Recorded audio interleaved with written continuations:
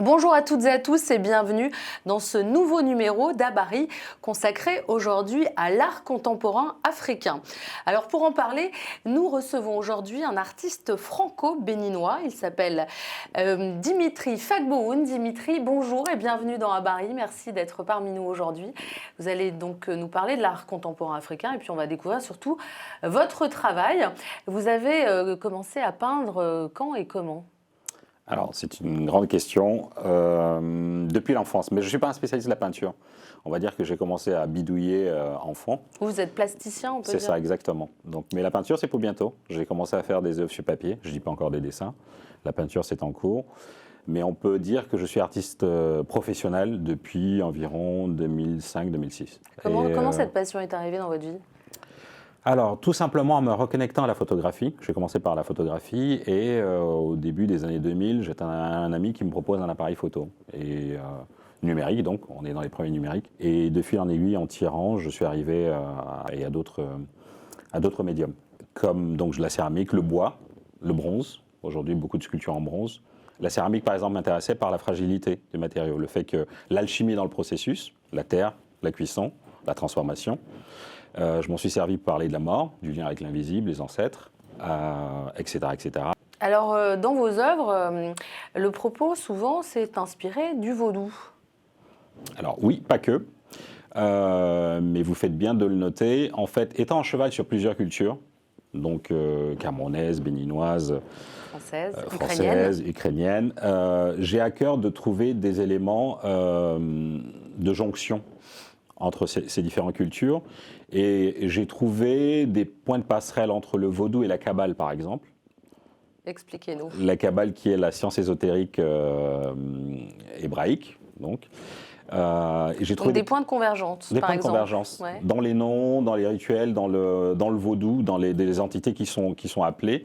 Dans la structuration de la pensée. C'est une signe, c'est une façon de vivre, c'est presque une philosophie. Moi, je compare des fois le vaudou au bouddhisme. C'est une manière de vivre. Pour connaître un petit peu plus l'art béninois et avec ses influences du vaudou, je vous propose de regarder cette interview de Cédric Détailleur. Il est le directeur de la Galerie Valois. Il nous parle des artistes béninois et des traces du vaudou dans le traitement des arts plastiques. C'est parti. En fait, ça fait maintenant 10 ans qu'on travaille avec les artistes du Bénin. Ça a commencé parce que nous avions un artiste qui s'appelle Dominique Zingpe, qui nous a présenté d'autres artistes béninois. Et en fait, le Bénin, bien que ce soit un petit pays, entre guillemets, géographiquement parlant, a une histoire et une culture très spécifique. C'est-à-dire que c'était le berceau du vaudou, puisque c'était l'ancienne religion de l'ancien royaume du Dahomey. Et il y a aussi toute la traite de l'esclavage, puisque le Ouida, qui était un grand port de traite de négrières, et qui a permis entre guillemets la diffusion du vaudou en Caraïbes, au Brésil, voilà. Et donc c'est un pays qui, malgré sa taille petite, a une histoire, une culture vraiment exceptionnelle.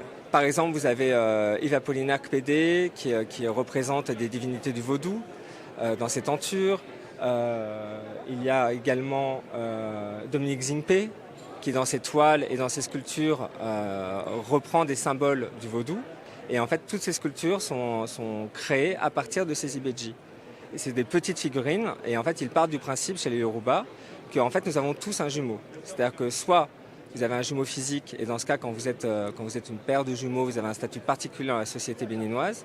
Mais même si vous n'en avez pas un, ils considèrent qu'en fait, il y en a un qui s'est sacrifié pour que vous veniez au monde. Donc vous avez quelque part un jumeau auquel vous pouvez faire appel dans les moments de détresse, de maladie.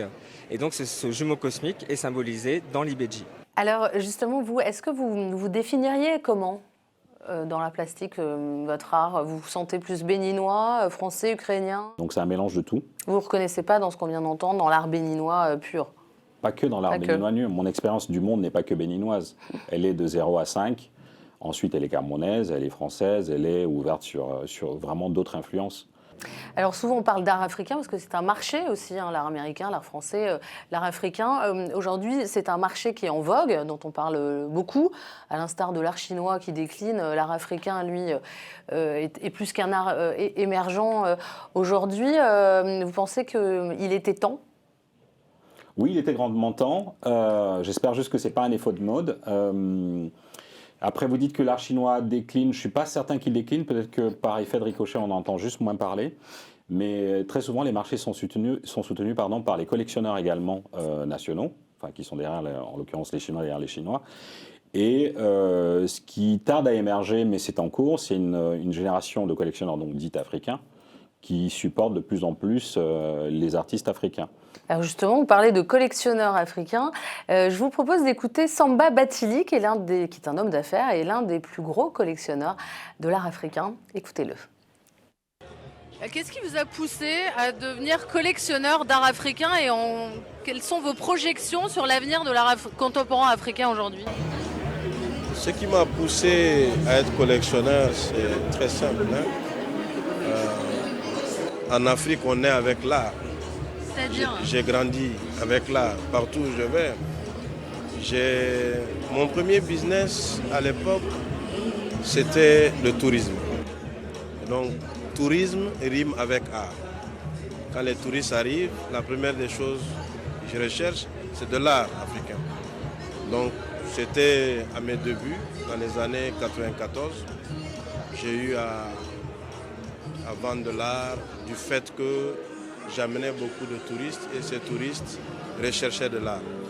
Maintenant, l'art évolue. On évolue, on est presque dans le 21e siècle. Et ici, je suis là spécifiquement pour soutenir une start-up qui s'appelle 9e Toit, qui est en train d'amener l'art à un autre niveau. C'est-à-dire avec, aujourd'hui, je ne sais pas si vous avez eu à visiter leur stand, ils mettent de l'art africain avec la réalité virtuelle, réalité augmentée, hologramme. Donc je pense que, pour répondre aussi à votre deuxième question, ça c'est le futur de l'art. C'est-à-dire vous croyez à l'art digital? 100%. NFT? NFT, hologramme, tout ce qui va avec. Je pense que ça permettrait à beaucoup plus de gens d'avoir accès à l'art sans bouger de chez eux. Et pour la petite info, je suis en train de créer un musée sur l'esclavage, l'antisémitisme, mais qui sera un musée moderne, qui va être basé beaucoup plus sur le digital. Alors justement, les NFT, une vraie question. Qu'est-ce que vous en pensez, vous? Il faut y aller. Est-ce que c'est le futur? Je ne sais pas. En fait, je le vois comme un outil supplémentaire, un moyen supplémentaire de diffuser son travail. Et on l'a oublié aujourd'hui, mais il y a quelques années, l'industrie du jeu vidéo, par exemple, était bien moindre que celle du cinéma, par exemple. Aujourd'hui, ça s'est totalement renversé. Est-ce que pour autant, le NFT ou l'art digital va révolutionner le rapport à l'œuvre d'art, le rapport physique? J'en suis pas convaincu. Ça vous inspire, ça vous intéresse, ça vous interpelle? Ah, c'est beaucoup mieux que ça me challenge. Ça me challenge parce qu'il reste une part de... comme tout nouveau langage, support, il faut en comprendre tous les aspects pour pouvoir... Enfin, moi, j'ai besoin de le comprendre pour pouvoir me projeter et comprendre le parti que je peux en tirer. Et aujourd'hui, c'est encore en cours. Je crois avoir trouvé 2-3 formes. Mais ça vient. Comment vous prenez le fait qu'on puisse mettre plusieurs millions de dollars, d'euros dans des œuvres virtuelles? Tous ceux qui n'ont pas misé sur le Bitcoin il y a 10-15 ans le regrettent, à l'époque où ça valait 1 euro. Quoi qu'aujourd'hui... Oui, ça va remonter. Hein, ouais. Mais entre 1 et 10 000, enfin, il y avait et je crois qu'il y a simplement une tentation vers le marché. Aujourd'hui, vous vendez où surtout? Depuis la France, depuis le Bénin? Vous avez fait et vous allez faire des expos encore au Bénin? Alors, malheureusement, pas encore assez au Bénin. Mais ceci dit, j'ai exposé l'année dernière au Bénin. On a une bonne galerie qui vient d'ouvrir, 7e galerie, pour ne pas la nommer, à Cotonou. On est dans un terreau où, enfin, je parle de la situation du Bénin, où il y avait quelques propositions, mais peut-être pas suffisamment. Peut-être, en l'occurrence, parce que le marché était émergent. La politique du nouveau gouvernement est d'impulser tout ça. Il y a 2 musées qui sont en restauration. Il y en a un qui est à préfiguration. Il va y avoir un musée d'art moderne à Cotonou. Et du coup, tout ça crée une dynamique avec l'arrivée de nouveaux intervenants. Et principalement, aujourd'hui, j'ai des galeries qui sont... j'en ai une principale qui est sur Abidjan, Paris, Dakar, bientôt New York. Je suis Cécile Facori, entre autres. Je travaille avec une galerie italienne et une galerie belge. Mais aujourd'hui, les galeries vous présentent certes localement, mais également beaucoup en foire. Et du coup, on a exposé à New York, on a exposé à Londres, on a exposé là où ces foires dites africaines se tiennent. Et le marché, il suit ces foires-là, puisque c'est des moments où on est vu, acheter, aimer et requérir. Et pour répondre précisément à votre question, l'idée, c'est effectivement de retourner de plus en plus en Afrique, notamment au Bénin, et pourquoi pas aussi de faire des propositions localement, d'implanter un lieu, un centre d'art. On réfléchit à cette forme-là également. Je vous propose d'écouter un fan de haka. C'est l'ex-président de Madagascar. Il était à notre micro dans la dernière foire qui s'est tenue en novembre dernier. Écoutez-le.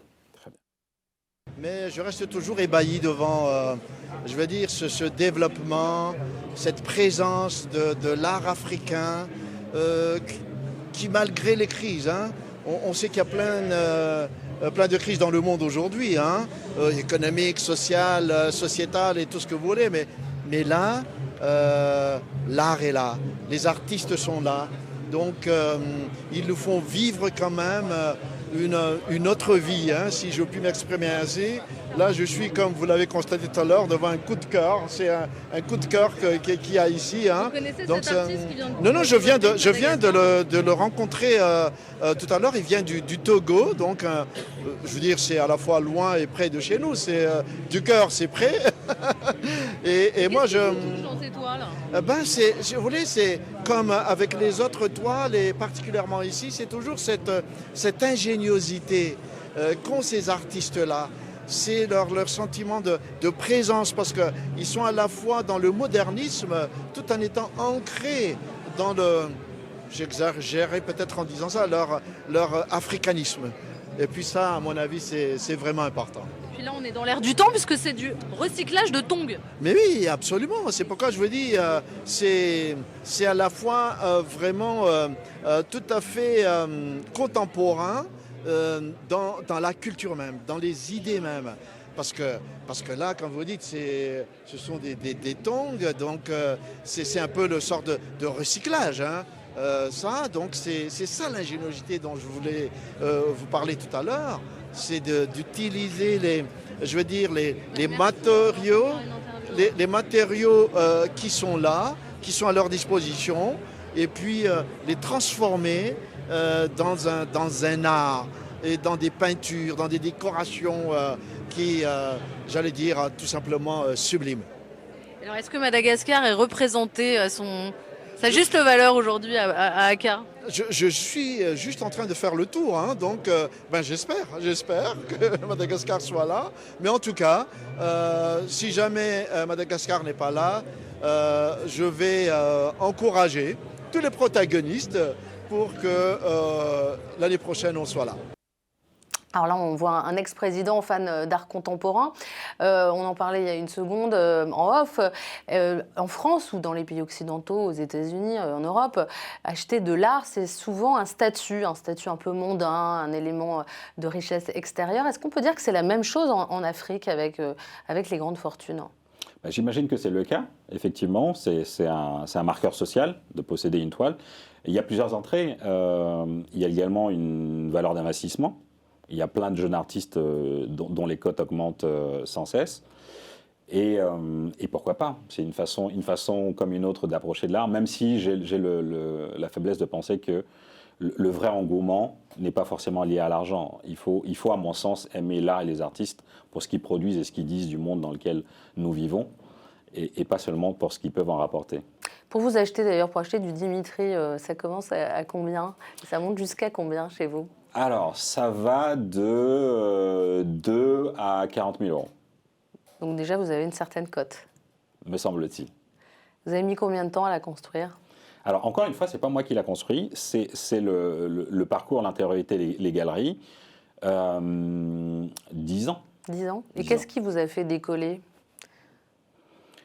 Ce que je vous disais, c'est-à-dire simplement le fait d'être montré un peu plus, le fait d'être désiré aussi. Voilà. La question, en fait, s'adresserait plutôt à ceux qui m'achètent. Alors justement, le marché émergent de l'art africain, Victoria Mann, qui est la fondatrice d'Haka, nous en parle. Je vous propose de l'écouter. Il y a un marché très très fort aujourd'hui et une place à prendre pour l'Afrique, l'Afrique et ses diasporas. les Afriques d'ailleurs je dirais, parce que c'est compliqué de mettre tous les artistes d'Afrique dans un même panier. On a 54 pays, 54 cultures, 54 identités différentes et la diaspora la plus large au monde.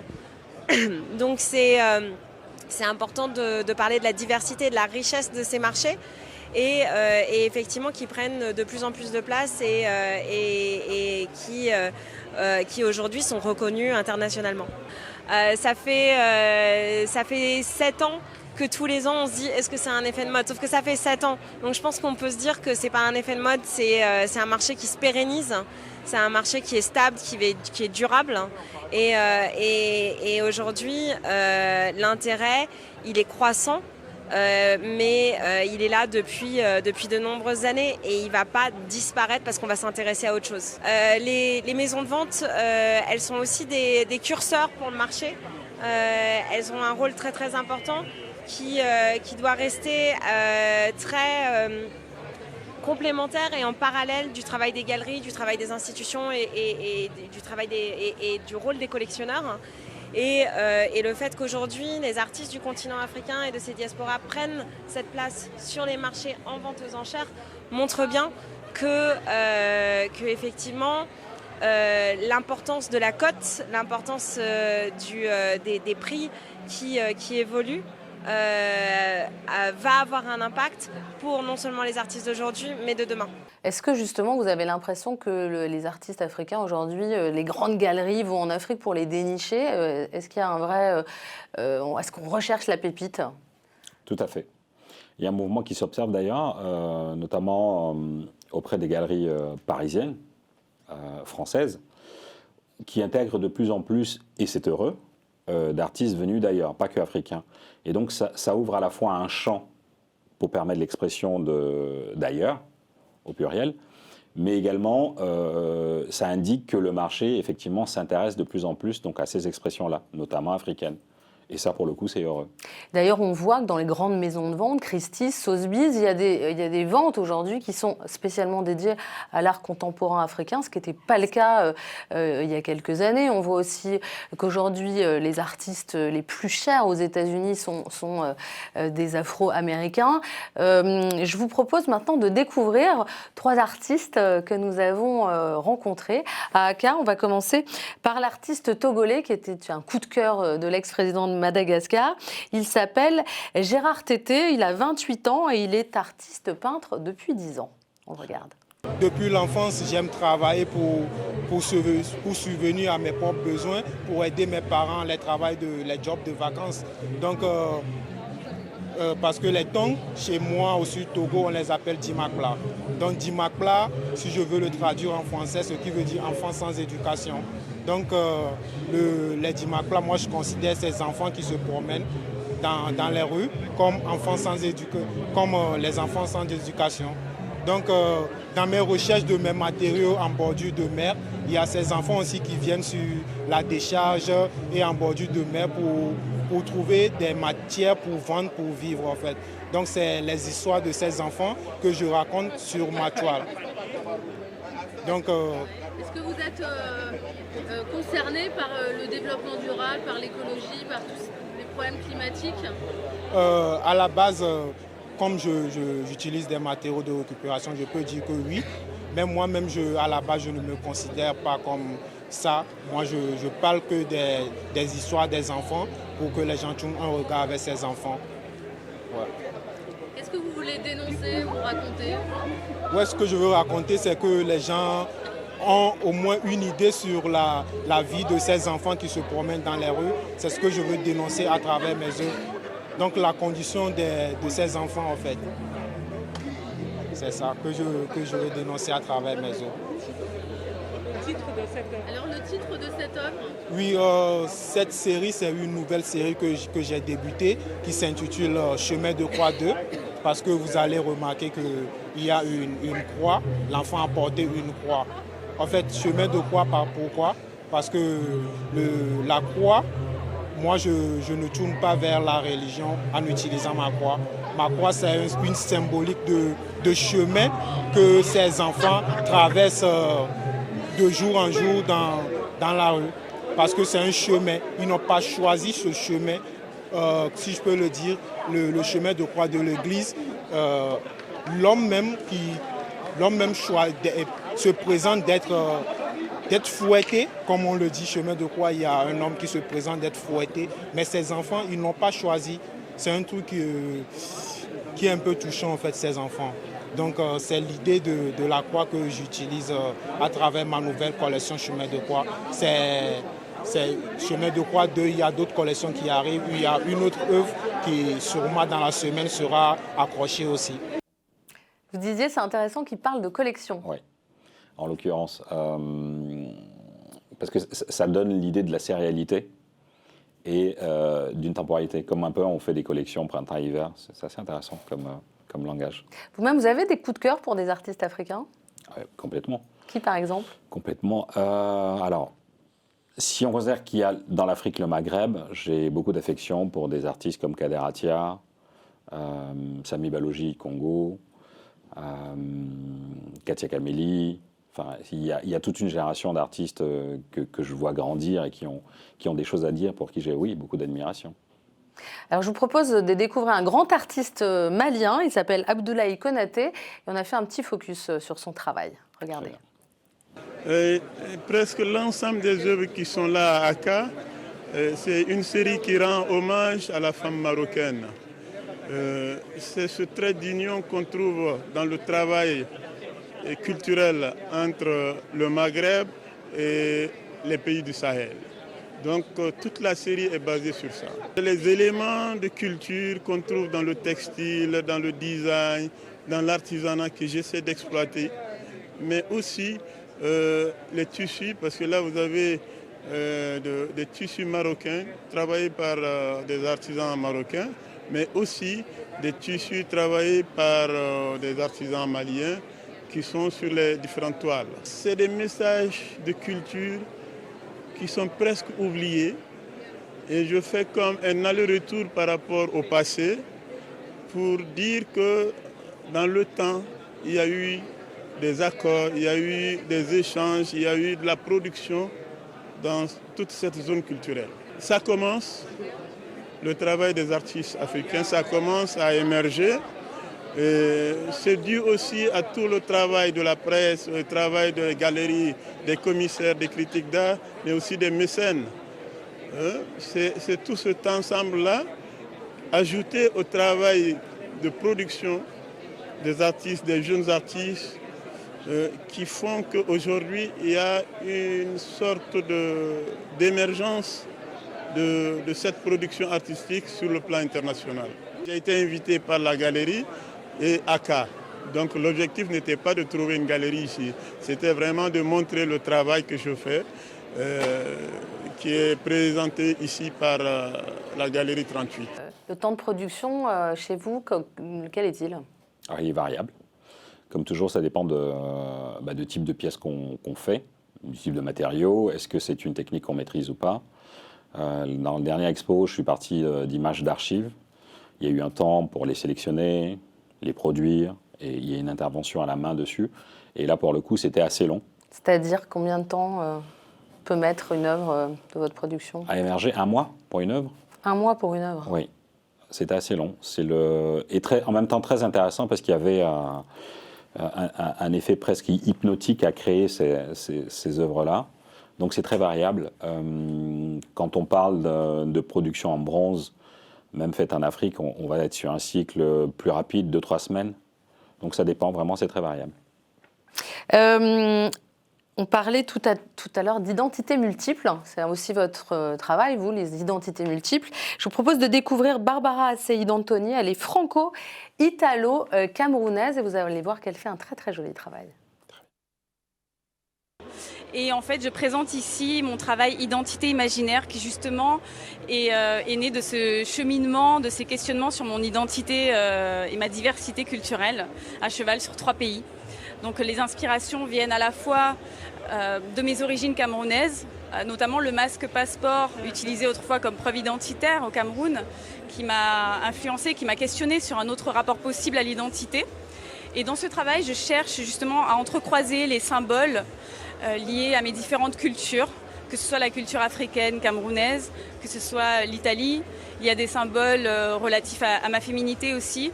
Et j'essaie de parler en fait de ce rapport à la nature, au sacré et aux ancêtres. Donc qu'est-ce qu'il y a en fait entre les racines et le ciel? Qu'est-ce qui nous habite?